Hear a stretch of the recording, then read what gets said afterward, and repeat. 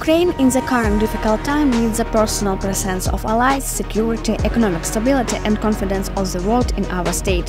We decided to invite Stephen Moore, a political adventure founder of the Ukraine Freedom Project who saved the lives of hundreds of Ukrainians from the first day of a full-scale invasion, to our media production and ask him about his thoughts on the Russian attack.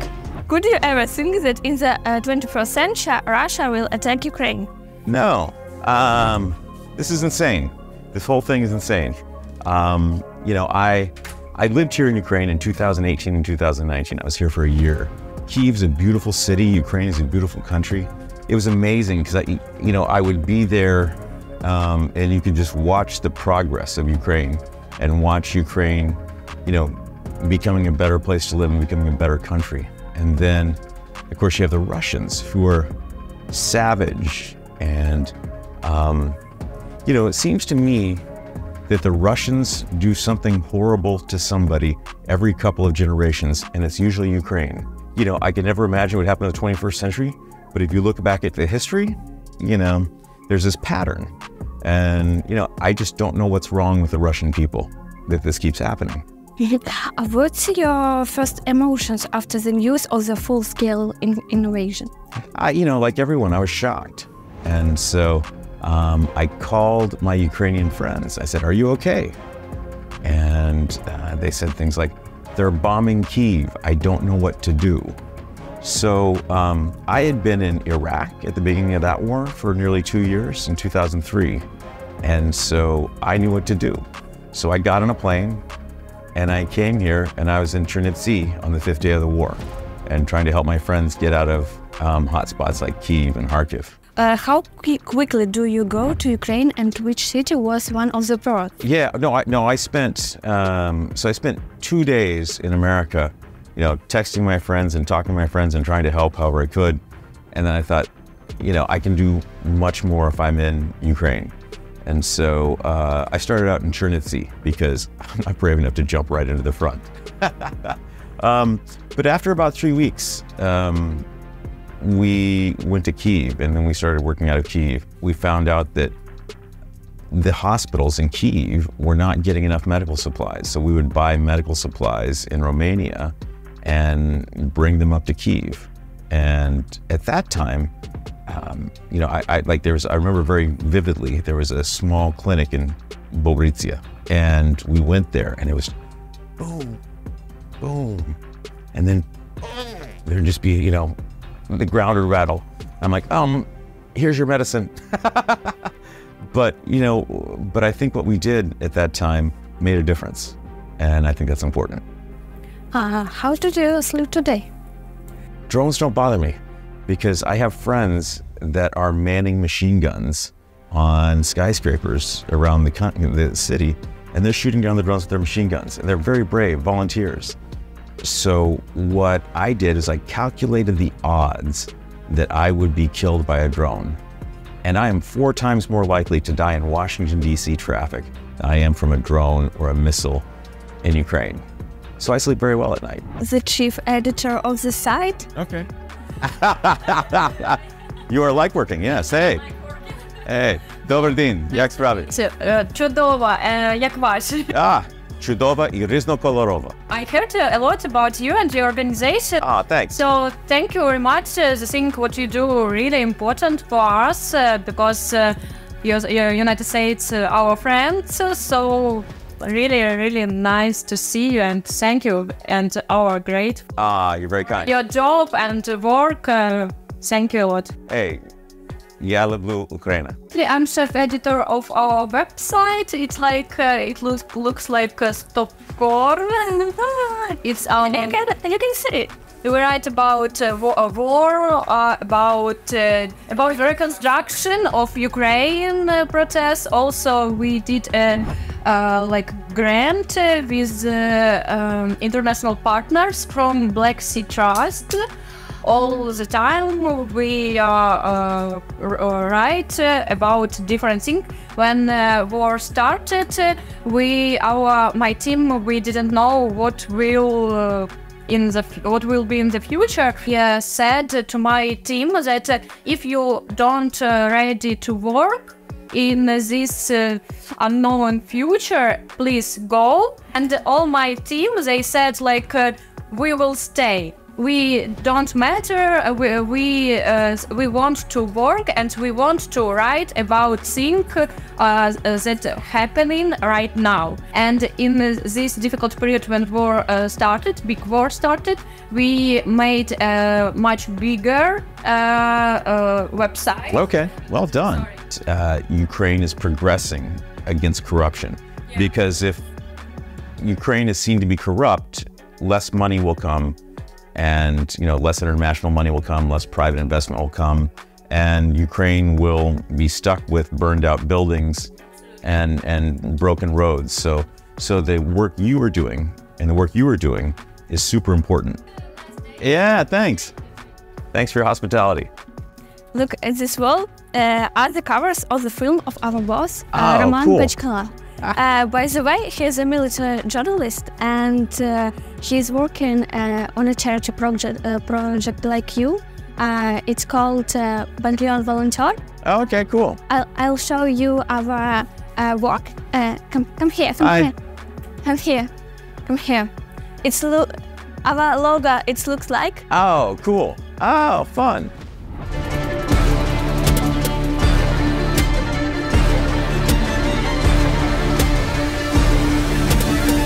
We are now in the 7th month of a full-scale invasion.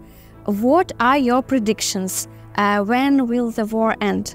Well, I am probably one of the most optimistic people on earth about the power of the Ukrainian military, because I have a lot of friends that are in the military, and they're amazingly brave, they're really smart, they're innovative. And so, in my view, if the Western partners, if the coalition supporting Ukraine gets them the weapons they need in a timely fashion, then I think Ukraine can end this war within 6 months of that time. On the other hand, the Russians are conscripts, so they're poorly motivated, they're poorly trained. The leadership of the Russian military is corrupt and inept. Chernobyevka, Uladar, this is not the sign of a good military. The Russian generals have big yachts in the Mediterranean. So if you look at that, then I think that the macro forces favor the Ukrainians.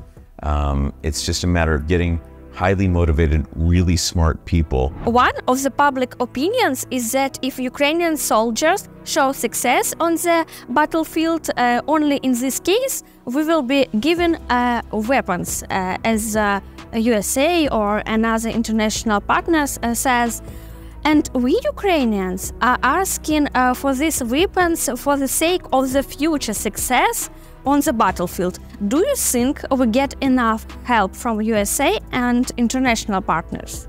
I think President Zelensky is doing an amazing job of fighting a war on at least 2 fronts, and probably more. And one front is the military battlefield. The other front is international public opinion and helping international partners understand why it's in their interest to help Ukraine. So, and one of the things he's got to do is time his military victories alongside, votes in Congress. In September, probably October, there's going to be a vote in the U.S. Congress about whether to give more aid to Ukraine. And if there's victories before that, that vote's going to go a lot better. So, yeah, that's the unfortunate truth. Everyone loves to get behind a winner. Ukraine is an underdog, and they've been doing amazingly well. Our thanks from the soldiers and also from the government of Ukraine. Oh, nice. Hey, nice to see you. Добрый день. Steven. Thanks, Robbie. Good, very nice. I have a volunteers organization found the Yeah. volunteer battalion volunteer. So, Дуже добре. yeah, this is the signature of General Naev. Sergei Naev. Oh, okay. Yeah. Oh, cool. He's the commander of North. So Kiev also in his Okay. part of in his territory. Okay. Yeah, so he defend. He's doing good work. Yeah. Oh, that's awesome. Oh, Then was sold in Greece more than 10,000 euro. Дякуємо вам за цей важливий внесок у наш благодійний аукціон. І ми дуже сподіваємося, що зараз завдяки саме цьому лоту ми зможемо зробити маленький рекорд. And after this money, we spend for some help to our soldiers. Wow, very cool. I love that. I think true. Yeah, Yeah. they don't need it anymore. Yeah, exactly. This is their uniform. Okay. This is their Ottoman. Kalashnikov is not doing well. Yeah. This is their Uragan. You know, it's like a rocket system. Yeah. What you aim in Ukraine? So listen, I'd love to cooperate. Yeah, for sure. So there's kind of three things that I'm doing. One, humanitarian aid, trying to get aid to people that need it, and so I'm helping Ukrainian volunteer organizations do that, and then I have a lot of friends in the military, and so I try to help them get what they need: non-lethal equipment, Starlinks, generators. Hey, listen, it's Hold on, all right, cool. Photographers here. Some military experts say we need to take the war to Russian territory. Do you think this is a good idea? Hey, I live in Kyiv, I was under the drone attack last night. Yes, I think it's a good idea. Now, I think that the only way we can win this war, meaning Ukraine and their Western partners, is by taking the war to the Russian people. The Russian people are not suffering. And I think that when drones attack Moscow, I think that gets people's attention. Can we go to trench warfare? I mean that the military conflict is being waged stably on both sides, on the Russian and on the Ukrainian. Can we go to this or not? What do you think about? I don't think trench warfare favors Ukrainians, because trench warfare is an ancient tactic that goes back hundreds of years and is about flooding the area with human meat. I think that warfare that has modern, innovative weapons and has innovative techniques favors the Ukrainians. Do you agree with the idea that a palace coup is possible in Russia? If you look at polling in Russia, and there's many polls that ask, what is the most important characteristic of a Russian leader? It's strength. Do you think Vladimir Putin is showing strength right now? I think that it's very obvious that the war is not going as he planned. If you look at the numbers of Russians that have died in this war, just in the first year alone, 150,000 Russians died in 1 year. How do you feel about the actions of the authorities of the territory of Russia? I mean the actions of Legion of Freedom, if you know, or of the rebellion of Prigozhin? What do you think about these actions? It's cool. Yeah, it's hard not to like. You look at Prigozhin marching on Moscow, and it's hard not to go, yeah, Chudova.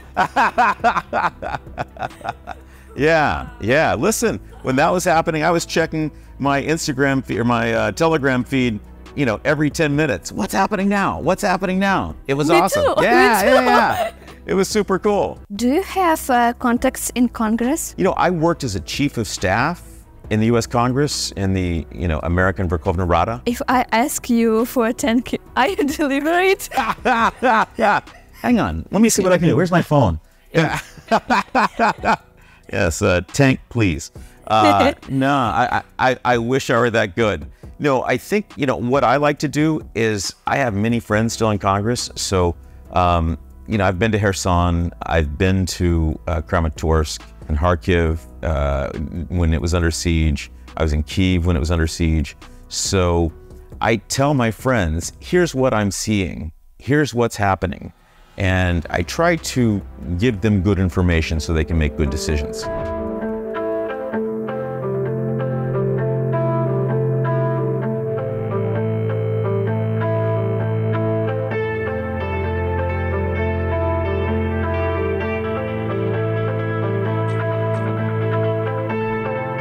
The head of our organization, Ігор Борисович. Борисович. Yes. Степан, дуже приємно. Дуже приємно, Степан. Мене звати Ігор. Для вас. О, дякую велике.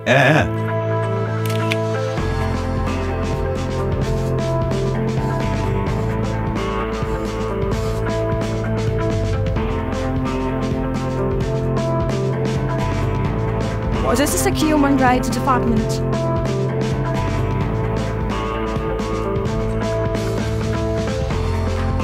The most interesting thing is a map. That shows our territorial divisions throughout Ukraine. Green is the main office. Okay. Oh, this is your groups? Wow. Yes. In Zaporizhia, in Dnipro, in Poltava.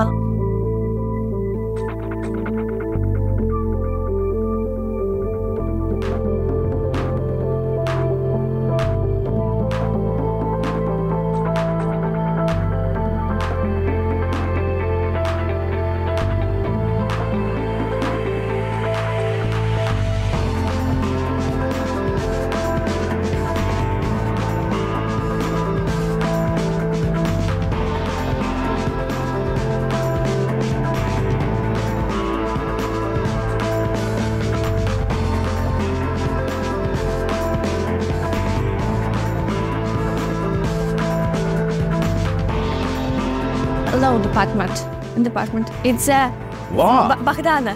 Bogdana, hi. Stepan, дуже приємно. Welcome you to our law department of organization. Work hard and against corruption in state bodies and different law enforcement. What about your charity project? How many donors do you have? Well, you know, we just broke through 1,000 donors. So given that I didn't even know I was going to start it on the way over here, on February 28th, we're done really well. We've gotten about $1 million worth of stuff to the front or other areas impacted by the war. We've been giving technical training to people like war crimes investigators. We've been giving training. We helped train the Kyiv Territorial Defense at the beginning of the war, and just been trying to help however we can. Tell us the most memorable accident from the day of the existence of Ukrainian Freedom Project. Yeah, no, listen, there's so many good stories. We had friends in Kharkiv and we're trying to get them food. And so we just bought out a bunch of food from an epicenter in Chernivtsi and drove it to Poltava and met these guys, and they took it to Kharkiv. And then in July, we made an arrangement with an international organization that gave us 20 tons of food. And so we got 20 tons of food to Kharkiv, and it was like such a great thing, because before that it was like, bags of rice in a Sprinter van. So that was a great day. Another great day, my friend Dennis was my trainer at the gym. And Dennis is now part of the Ukrainian Special Forces. And he is an amazing hero. He's been injured twice. So every day I see Dennis is a good day. That guy's awesome. I look at him and I'm like, yeah, man, that's why I'm here. And so Dennis is great. And just so many friends I made, so many brave Ukrainians. I get to work with some of the coolest people in the world. Amazingly brave people who are fighting for freedom and fighting for their families. And they're helping the world be a better place, a safer place. Do you like Ukrainian culture? Zavachina. Yeah. Yes. What about your maybe favorite dish, like borscht? Do you like borscht? Yeah? Who doesn't like borscht? Дякую. Ah, wow. Cool. Stop Корупції. Yes, it's our Ivana organization. Franco with a, no, I'm sorry, Tarasevchenko. Yes. Yeah. You're right. With the AK. What's the movie? Lesa Ukrainki. And that's She's the an first RPG. woman is painted by 200 figures. Oh yeah? Yeah, I can show you. Okay. Oh yeah, okay. Yes, looks familiar. This one without the RPG though. The Maya RPG, RPG. All right, poets turned warrior. Yes. His son begins the Ukrainian Revolution. Yeah, cool.